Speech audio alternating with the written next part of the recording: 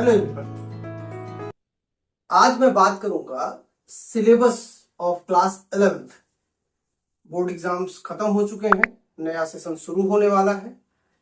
कुछ लोग फाउंडेशन की तैयारी करेंगे, कुछ लोग एकेडमिक लेवल पे ही रहेंगे। तो उसके लिए क्लास 11th और 12th जो इंपॉर्टेंट चीजें होती हैं, अगर हम प्रिपरेशन की बात करें तो 11th 12th ये दोनों जरूरी है। साथ में आता है पेपर इसका।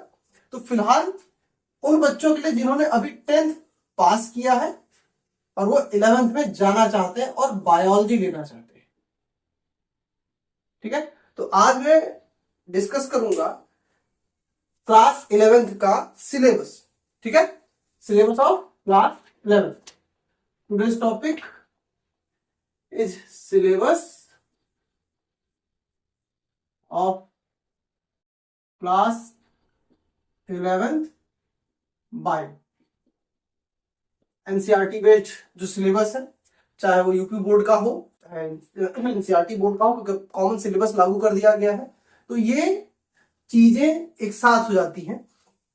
तो अब यहां पे देखने वाली बात ये होती है कि टोटल 100 मार्क्स होते हैं, जिसमें 2 सेक्शन होता है, 70-30 70 और 30 नंबर का सेगमेंट बनता है, जिसमें कि ये थियरी होता है और ये प्रैक्टिकल होता है। तो मैं बेसिकली बात करूंगा थियरी का। आज मैं बात करूंगा थियरी क्लासेस के बारे में, कौन कौन थियरी में यूनिट्स हमको पढ़ना है, ठीक है। तो थियरी की बात करें तो पहला जो टोटल 5 यूनिट्स है इसमें पढ़ने के लिए, सिलेबस बहुत ही डिक्रीज कर दिया गया, बहुत घटा दिया गया है, तो फिर भी जो बच गया उनकी बात करते हैं। तो पहला है diversity.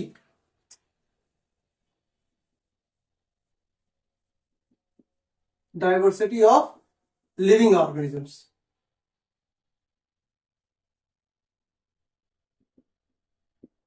Diversity of living organisms. इसके बाद दूसरा है, अच्छा मैं अभी इसके बारे में डिटेल बताऊंगा क्या क्या पढ़ना है इसमें। दूसरा इसमें है स्ट्रक्चरल। अच्छा एक और चीज, इसमें मार्क्स के बारे में बात कर लो तो डायवर्सिटी जो है पहले बहुत ब्रॉड चैप्टर में था, अब इस यूनिट में ये टोटल 7 मार्क्स 7 मार्क्स का क्वेश्चन बनाता है, ठीक है। तो 7 नंबर क्वेश्चन इसमें आते हैं, उसी हिसाब से पैटर्न बनाते चलना है मेडिकल के लिए भी, ठीक है। अब बात करते हैं दूसरा स्ट्रक्चरल ऑर्गेनाइजेशन। दूसरा है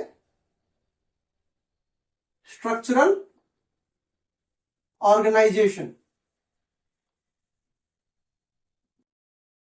स्ट्रक्चरल ऑर्गेनाइजेशन ये दूसरी यूनिट है जो 12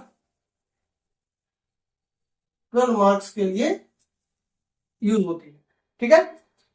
तीसरा जो यूनिट बनता है which is diversity, sorry cell structure. Cell structure and function. इसमें हम सेल डिवीजन, सेल ऑर्गेनेल्स, इन सब के बारे में पढ़ेंगे, बायोमोलिक्यूल्स ये सब पढ़ेंगे। इसके बाद चौथा चैप्टर है, सॉरी चौथा यूनिट है प्लांट फिजियोलॉजी, और पांचवा है एनिमल फिजियोलॉजी। पांचवा है एनिमल फिजियोलॉजी, ठीक है। तो एनिमल में बेसिकली अब सिर्फ हम ह्यूमन पढ़ते हैं, बाकी को नहीं पढ़ते, तो डायरेक्ट मैं लिख देता हूं ह्यूमन फिजियोलॉजी। अच्छा पहले क्या था, जब हम लोग पढ़ते थे तो उस समय इसमें था कि एनाटॉमी फिजियोलॉजी दोनों थी, अब कंबाइंड रूप से कर देते हैं। तो अब यहाँ पे सेल और सेल स्ट्रक्चर 15 नंबर का जाता है, 15 मार्क्स, 18 मार्क्स और 18 मार्क्स। ये हो गया 5 यूनिट, जिसमें कि हमें स्टेप बाय स्टेप समझना है। और अगर जो लोग नीट की तैयारी कर रहे हैं और जिनका 12th और 11th कंप्लीट हो चुका है, means they are preparing for target, तो उनको ये जो क्लासिफिकेशन है मार्क्स का, इसको समझना होगा कि हमें किस तरह से पढ़ना है। अगर इस चीज को समझ गए तो बायो में 90 क्वेश्चन, सॉरी 90 नंबर का जो 90 क्वेश्चन आते हैं, 90 क्वेश्चन, नॉट 90 मार्क्स, 90 क्वेश्चन आते हैं, उसमें से मोस्टली जो है वो इजी टू लर्न हो जाता है, आसानी से पढ़ा जा सकता है उसको और क्लियर आउट किया जा सकता है। तो अब मैं बात करूंगा एक एक यूनिट के बारे में, एक एक फंक्शनैलिटी के बारे में, किसमें क्या क्या हमें पढ़ना है, उस हिसाब से हम लोग देखना शुरू करेंगे। तो पहला है diversity, diversity of living organisms. तो पहला जो हम लोग को पढ़ना है डाइवर्सिटी ऑफ लिविंग ऑर्गेनिजम्स। तो डाइवर्सिटी ऑफ लिविंग ऑर्गेनिजम्स में हमको जो समझनी है वो है introduction, what is diversity, classification कैसे होता है, ठीक है, इन सब चीजों को हम लोग पढ़ेंगे। तो फर्स्ट यूनिट जो हो गई unit first, which is diversity, diversity of living organisms, diversity of living organism, पूरा इंग्लिश समझने में आता है, ऑफ लिविंग ऑर्गेनिजम्स, ठीक है। तो इसमें जो पहला चैप्टर है इस यूनिट का वो है इंट्रोडक्शन टू बायोडाइवर्सिटी। पहला क्या है? Introduction to biodiversity.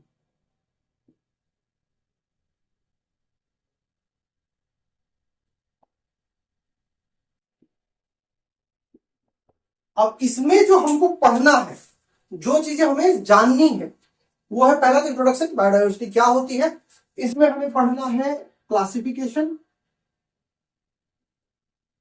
क्लासिफिकेशन कैसे किया जाता है, क्या होता है, कितने प्रकार से किया गया है, और 5 किंगडम क्लासिफिकेशन।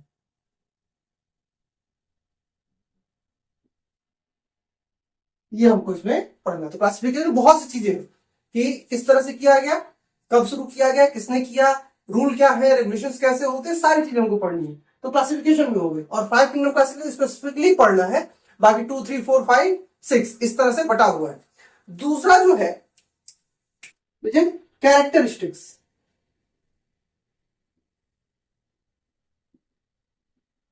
कैरेक्टरिस्टिक्स। तो कैरेक्टरिस्टिक्स में हम लोग पढ़ते हैं, तो थोड़ा सा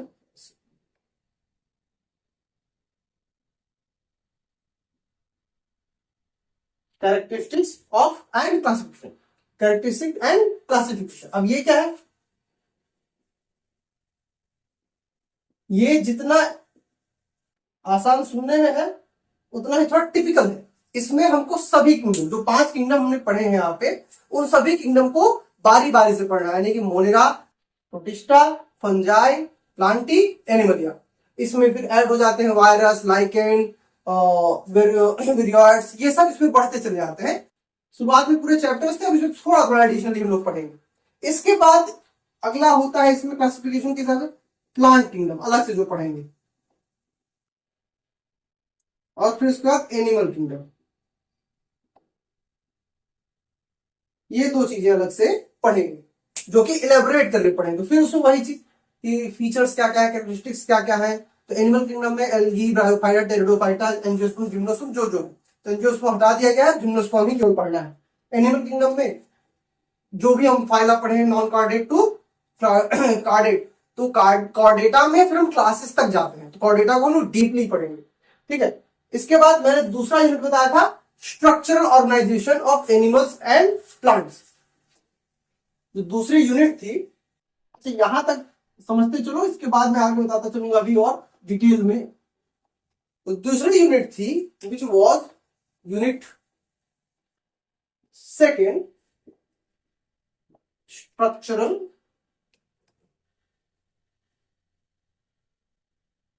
organisation of plant and animal, structural organisation of plant and animal. तो यहां पे हमको दो चीजें समझनी है, which is anatomy and morphology, anatomy and morphology, ठीक है। एनाटॉमी एंड मॉर्फोलॉजी दोनों पे ये जाएगा, प्लांट भी और एनिमल। तो बेसिकली यहाँ पे और फ्लावरिंग प्लांट, यहाँ पे हम बेसिकली क्या करते हैं, अब जो सिलेबस मैंने पहले कट डाउन किया गया है, तो इसको सिर्फ हमको पढ़ना है ऑफ फ्लावरिंग प्लांट, और एनिमल वाले में चलेंगे तो इसमें हम पढ़ेंगे स्ट्रक्चरल ऑर्गेनाइजेशन।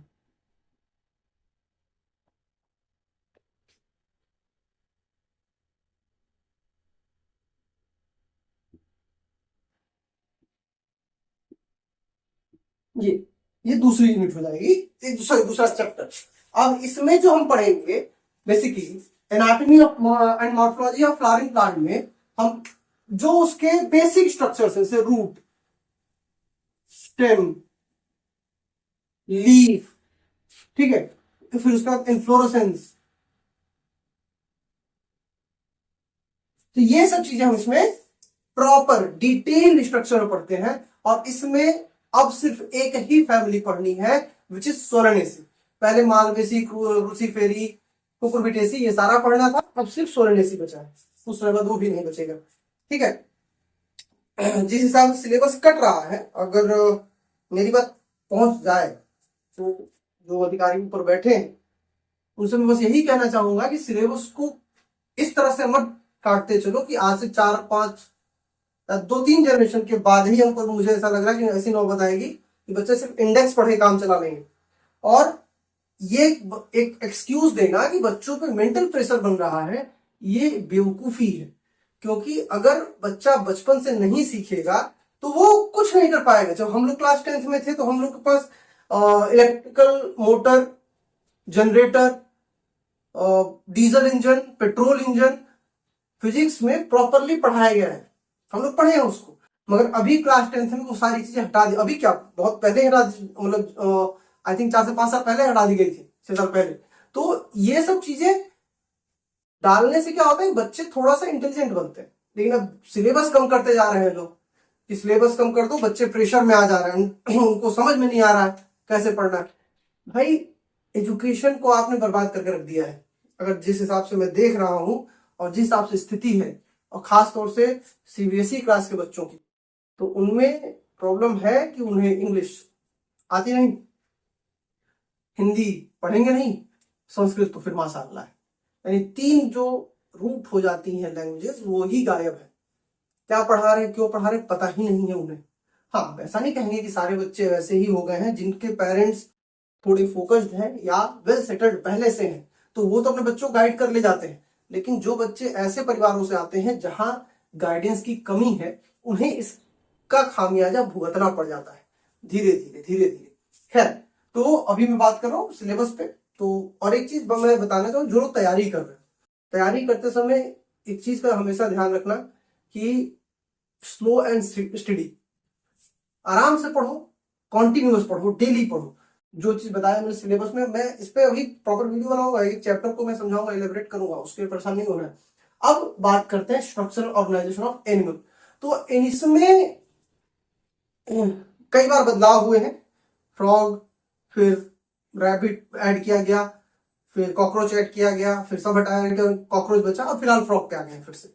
ठीक है, तो इसमें हमको एनाटॉमी, मॉर्फोलॉजी ये सब पढ़ना है। ठीक है, क्या क्या पढ़ना है इसमें हमको, एनाटॉमी एंड मॉर्फोलॉजी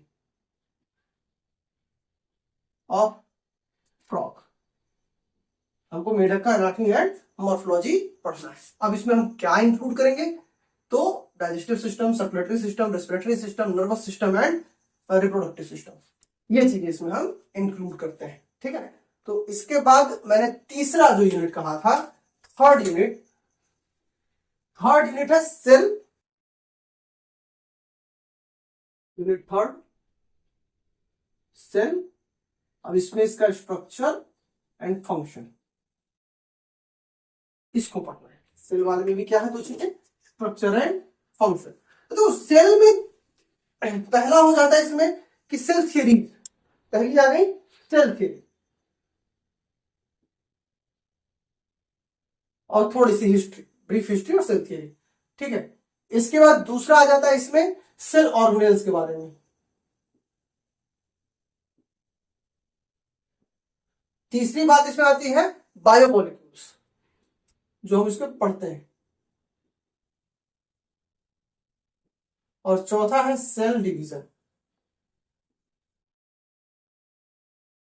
हालांकि इसको पहले होना चाहिए था, बट मूर्खों ने सिलेबस बनाया है तो बात ही अलग है। पता नहीं ये कहाँ से पढ़ के बैठे हैं, मेरी समझ में नहीं आता है, सीक्वेंसिव होना चाहिए था। तो I would suggest and it is my personal suggestion, अगर मेरा वीडियो कोई टीचर देख रहा हो जो बायो पढ़ाता है, मेरी उससे रिक्वेस्ट है, इसको first second fourth and third पढ़ाना, या थर्ड को पहले कर लेना, इन तीनों को कॉन्टिन्यूटी में पढ़ाना, ताकि आपके बच्चों को चीजें अच्छे से समझ में आए। क्योंकि जैसे ही यहां से ये बायोमोलिक्यूल एक थोड़ा सा डीप चैप्टर है, बायोकेमिस्ट्री थोड़ा सा टफ पड़ जाती है, इसलिए बच्चों को अच्छा बोरिंग भी है, प्रॉब्लम ये है कोई डायग्राम ज्यादा है नहीं इसमें, तो बोरिंग भी है, तो बच्चे यहाँ थोड़े से बोर हो जाते हैं। इसकी वजह से क्या होता है कि इधर जाते जाते उनके दिमाग से ये इधर चीजें हट जाती।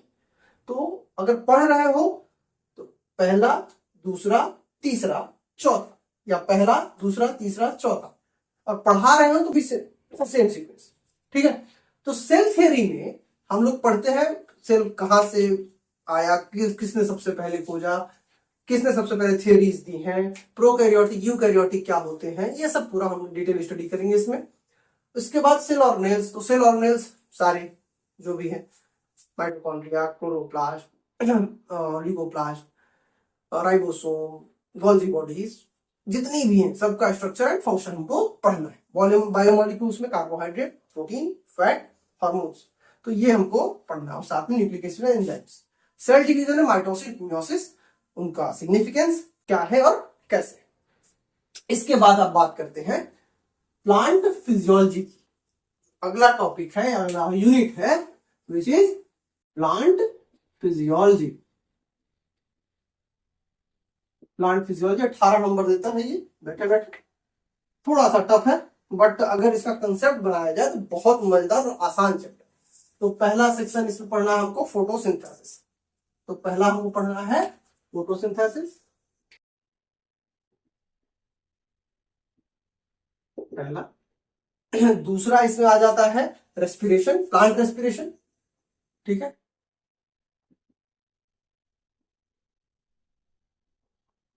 तीसरा आ जाता है plant growth and development, plant growth and development. तो ये आ जाता है तीन इसमें अलग अलग चैप्टर्स। तो इसमें जो है हम लोग फोटोसिंथेसिस में, मैंने पहले बताया कि प्लांट फिजियोलॉजी थोड़ा सा ट्रिकी चैप्टर बन जाता है, ट्रिकी यूनिट बन जाता है। इसमें अगर कंसेप्ट क्लियर है तो आसानी से ये समझ में आ जाए, कोई बड़ी चीज नहीं है इसमें। तो हमको इसमें फोटोसिंथेसिस में ऑटोट्रॉपिक न्यूट्रिशन में क्या होता है, फोटोसिंथेटिक पिगमेंट्स क्या क्या होते हैं, Calvin cycle, C4 cycle, cam चक्र, ये सारा पढ़ना है, एक एक चीज डिटेल में, और इनको इफेक्ट करने वाले फैक्टर्स, एक्सटर्नल इंटरनल सारे। रेस्पिरेशन में exchange of gases, glycolysis, fermentation, Krebs cycle, ETS, ये सारी चीजें इसमें पढ़ी। प्लांट ग्रोथ एंड डेवलपमेंट में हार्मोन्स, बेसिकली जो 5 हार्मोन्स है, बेसिक 2 ही तरह के हार्मोन होते हैं अगर देखा जाए प्लांट के हिसाब से, तो ग्रोथ एंड सॉरी उसको कहते हैं प्रॉपरली अगर हम कहें तो ग्रोथ इंड्यूसर, ग्रोथ इनहिबिटर। तो ऑक्सिन, जिबलिन, साइटोकाइनिन, ये सब चीजें इसमें पढ़नी, ठीक है। और इसके अलावा ग्रोथ की कंडीशंस क्या क्या है, रेट ऑफ ग्रोथ कैसे होता है, कैसे निकालोगे, ग्रोथ के कौन कौन फेजेस होते हैं, ये सारी चीजें इसमें हमको पढ़नी होती है, ठीक है। तो ये हो गया प्लांट फिजियोलॉजी। अब बात करते हैं इसमें चौथी यूनिट जो है which is human physiology, human physiology. अब यहां पे तो थोड़ा सा ठीक भी दे दिया है, 12th में कोई दिक्कत नहीं, इसमें 2 चीजें हटा दिया है, ठीक है। जब हम लोग पढ़ते हैं 2 चीजें एडेड होती थी, इंटेगमेंटरी सिस्टम एंड डाइजेस्टिव सिस्टम, यहां से 2 चीजें हटा दिया, ये नहीं होना चाहिए था because it is necessary, but हटा दिया तो क्या ही करें। तो अब यहां से पहला बन जाता है रेस्पिरेटरी सिस्टम। पहला क्या हो जाता है, रेस्पिरेटरी, जो जो पढ़ना है मैं बता दे रहा हूं, रेस्पिरेटरी सिस्टम। इसके बाद रेस्पिरेशन के बाद सर्कुलेटरी सिस्टम, ठीक है, सर्कुलेटरी सिस्टम, फिर एक्सक्रीटरी सिस्टम, जिसमें किडनी और इसके बारे में पढ़ो, एक्सक्रीटरी सिस्टम, फिर लोकोमोशन, जिसमें बोन्स और स्केलेटल सिस्टम कहते थे हम लोग पहले इसको, लोकोमोशन एंड स्केलेटल सिस्टम इसी में ऐड कर देते हैं। फिर नर्वस सिस्टम,